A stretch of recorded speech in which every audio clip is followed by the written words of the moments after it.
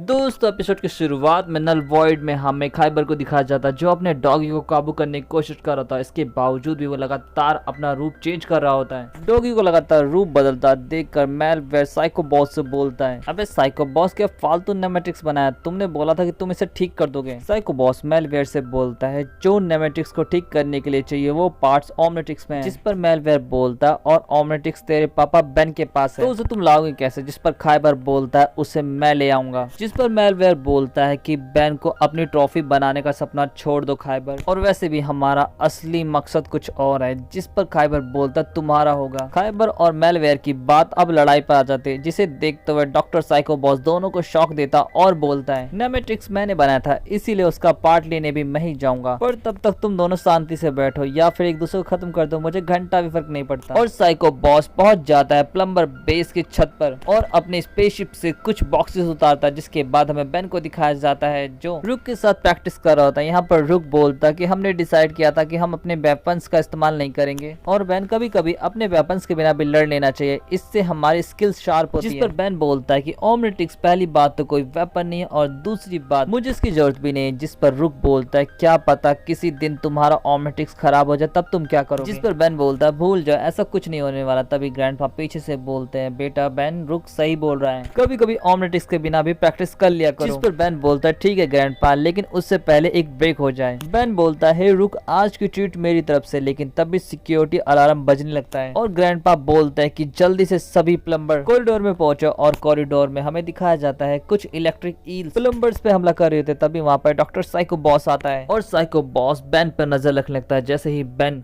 अपने आप को एलियन में ट्रांसफॉर्म करने जाता है डॉक्टर साइको बॉस बेन को पकड़ लेता है और ओमनेटिक्स के साथ छेड़छाड़ करने के बाद एक इम्पोर्टेंट पार्ट ओमनेटिक्स का बाहर निकाल लेता है। पर रुक की नजर साइको बॉस पर पड़ जाती है। इससे पहले साइको बॉस को रुक पकड़ पाता, साइको बॉस वहां से सरक लेता है। बेन साइको बॉस को पकड़ने के लिए जब एलियन में ट्रांसफॉर्म होने की कोशिश करता है तो ओमनेटिक्स में खराबी आ जाती है और बेन को इलेक्ट्रिक शॉक लगने लगता है। बेन को जब बचाने के लिए रुक आगे बढ़ता है तो वो लाइट रुक को हिट करती है जिससे रुक अपचक में ट्रांसफॉर्म हो जाता है। दूसरी तरफ बैकअप के तौर पर ब्लूकिच और ड्रीवा वहां पर पहुंचते हैं और नए हथियार देते हैं जिससे वो इलेक्ट्रिक ईल को 2 मिनट में हरा देते हैं। सब कुछ ठीक होने के बाद रुक बेन के पास जाता है और बोलता है बेन क्या तुम ठीक हो। बेन बोलता है मजाक मत कर यार, मेरा हाथ इस डब्बे में फंसा हुआ है और तू बोल रहा है ठीक। ब्लूकिच और ड्रीवा तुम्हें पता चला कि ओमनेटिक्स में क्या प्रॉब्लम आई है। ब्लूकिच और ड्रीवा बोलते हैं हमें नहीं पता लेकिन हम ओमनेटिक्स को रीसेट करेंगे जिससे सब कुछ नॉर्मल हो जाएगा। जिस पर रुक बोलता है चलो चीजें इससे ज्यादा बदतर तो नहीं हो सकती। जिस पर बेन बोलता है यार ऐसी चीजें जोर से नहीं बोलते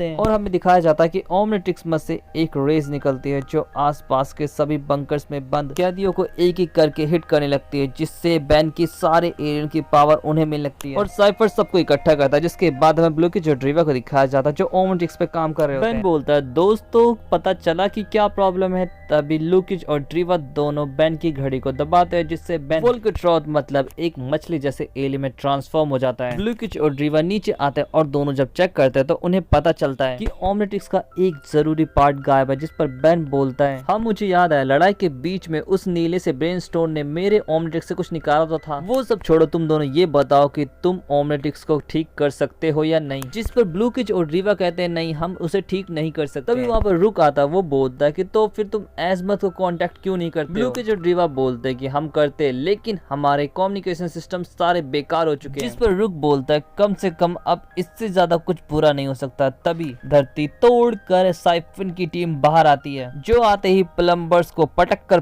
पेलने लगती है। रुक भी अपने छोटे छोटे हाथों से लड़ने जाता है। दूसरी तरफ बेन को मुर्गे भैया उठा लेते हैं और बोलते हैं आज तो मैं मछली बेन खाऊंगा। पर बेन की बॉडी बहुत ही स्लिपरी होती है इसीलिए वो मुर्गे के हाथ से छूट जाता है और रुक के पास जाके गिरता है। बेन को देखकर रुक बोलता है बेन कुछ करो। जिस पर बेन बोलता है क्या चाहते हो मैं मर जाऊं। एक बार उस मुर्गे को देखो वो तो मेरी जान के पीछे पड़ा और करना ही है तो तुम कुछ करो।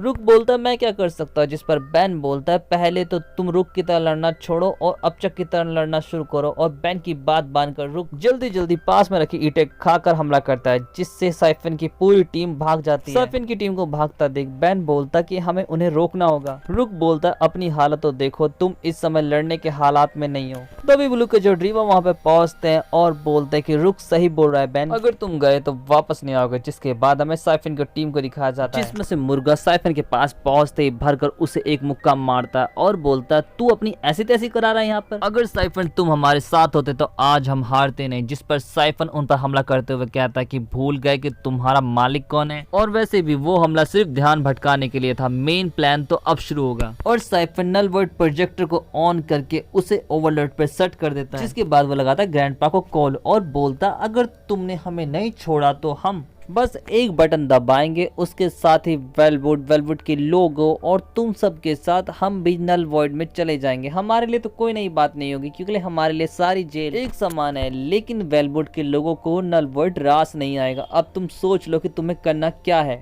और ये कहकर साइफन ब्रॉडकास्ट रोक देता है, जिसके बाद हमें बेन को दिखाया जाता है जिसे ब्लू के जो ड्रीवर ठीक करने की कोशिश कर रहा है, लेकिन जब बात नहीं बनती तो रुक कहता हमारे पास टाइम नहीं है, हमें चलना होगा। बेन जब उनके साथ जाने की कोशिश करता है तो रुक उसे बोलता है अगर तुम हमारे साथ गए या तो मारे जाओगे या तो घायल हो जाओगे। जिस पर बेन बोलता है मुझे अपने साथ ले चलो, वो लोग मेरे एलिये में बदले, इसीलिए मुझे उनकी कमजोरियों का भी पता है, यकीन मानो मैं तुम्हारे काम ही आऊंगा। जिस पर रुक राज हो जाता है और वो सभी नीचे वाले फ्लोर में जाते हैं जहाँ पर सभी मिलकर लाइट कनेक्शन काट देते हैं और इससे नल वॉइड प्रोजेक्टर भी बंद हो जाता है। बेन की फुदकू टीम खुशी मना रही होती है, तभी साइफन की टीम पीछे से बाहर आती है और साइफन बोलता है थैंक यू, तुम्हारी वजह से सेकेंडरी सिक्योरिटी भी अब ऑफ हो चुकी है और हम अब आसानी से बाहर जा सकते हैं। जिस पर रुक सामने आता और बोलता है हमारे होते हुए नहीं। साइफर उनकी टीम को देखकर बोलता है गांड में दम नहीं और हम किसी से कम नहीं। ये कहकर साइफर उन पर हमला कर देता है। बेन छुपकर अपनी टीम को बताता है अगर सॉक स्कॉच को इंसुलेट कर दिया जाए तो वो अपनी पावर का इस्तेमाल नहीं कर पाएगा, और बेन की टीम ठीक वैसा ही करती है। जिसके बाद बेन दूसरे टारगेट की तरफ बढ़ जाता है और अपग्रेड की कमजोरी ब्लू की जो ड्रीवर को बताता है अपग्रेड को इलेक्ट्रोमैग्नेटिक फील्ड से प्रॉब्लम होती है। पर मुर्गा पीछे से आकर बेन को पकड़ लेता है और जोर से दीवार पर बेन की तरफ बढ़ने लगता है, लेकिन यहाँ पर रुक बेन की मदद करता है और ब्लू की जो ड्रीवर फिर से नए कुछ एडजस्टमेंट ओमनेटिक्स में करते हैं, जिससे बात बन जाती है और बेन फिर से सभी को एक एक करके नॉर्मल कर देता है और लास्ट में खुद भी नॉर्मल हो जाता है। और यहाँ पर मुर्गे का भी डीएनए अनलॉक हो जाता है ओमनेटिक्स में, जिसके बाद बेन मुर्गे को मुर्गे से ही हरा देता है। जिसके बाद प्लम्बर सभी कैदी को उनके सेल में डालकर राहत की सांस लेते हैं। यहाँ पर रुक बोलता है कि ये आज तक की सबसे बेहतरीन टीम थी और हमारी टीम को कोई भी नहीं रोक सकता। जिस पर बेन बोलता है ऐसी चीजें तेज से नहीं बोलते। और फिर सीन शिफ्ट होता है और हमें साइको बॉस को दिखाया जाता है जो नेमेटिक्स को ठीक कर रहा है। बोलता है कि तुम्हारे पास बेन था, ओमनेटिक्स था, फिर भी तुमने इसे खत्म नहीं किया, क्यों साइको बॉस? जिस पर साइको बॉस कहता है मेरे लिए वो इम्पोर्टेंट नहीं है, मुझे तो सिर्फ एजमत को हराना है, और वैसे भी हमारे परफेक्ट नेमेटिक्स के होते हुए हमें ओमनेटिक्स की जरूरत ही नहीं है। और दोस्तों इसके साथ ही एपिसोड यहीं पे खत्म हो जाता है। आपका एपिसोड कैसा लगा जरूर बताएं, चैनल को लाइक और सब्सक्राइब करना ना भूले। Thanks for watching, sayonara.